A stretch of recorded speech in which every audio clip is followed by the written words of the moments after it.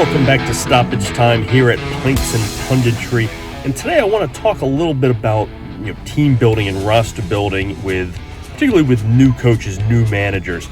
There's been a lot of talk this summer about the strategies being employed by Manchester United with new manager Erik and Leeds United with relatively new manager Jesse Marsch. He took over in the middle of last year, saved them from relegation, but really for all intents and purposes this is his first summer to put his stamp on the club. And both of them have decided to steer towards players they're familiar with and players they have a background with.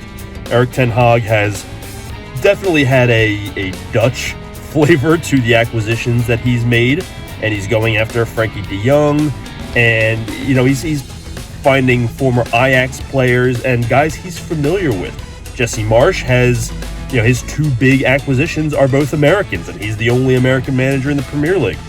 They've acquired Brendan Aronson and Tyler Adams. And, Aronson was somebody Leeds was already connected with before Jesse Marsch, but nevertheless, there's going to be a connection there, and they're both managers are tying their ships and their successes to players they're familiar with. And there has been some criticism of this, and I simply don't understand it. It's your first shot in the Premier League for both of these guys. Wouldn't you want to place your bets on players you know and have confidence in and are familiar with? How many times do we say, well, a manager hasn't gotten to get his players in to fit his system? I mean, Thomas Tuchel's going on his third season at Chelsea, and that's still being used as an excuse for why he's not having the success that they had hoped, which is another story.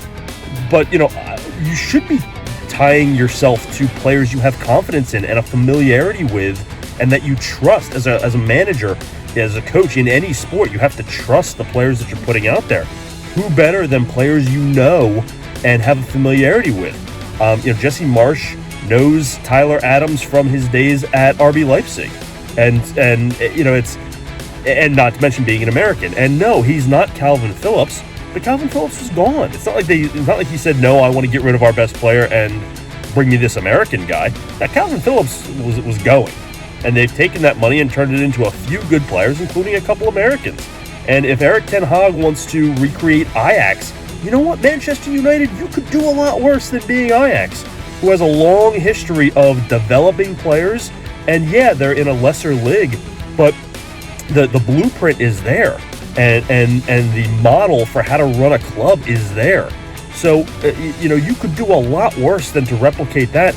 And if Erik says, these are my guys and these are who I'm comfortable with, by all means, you should be jumping for joy that he's able to get some of these players.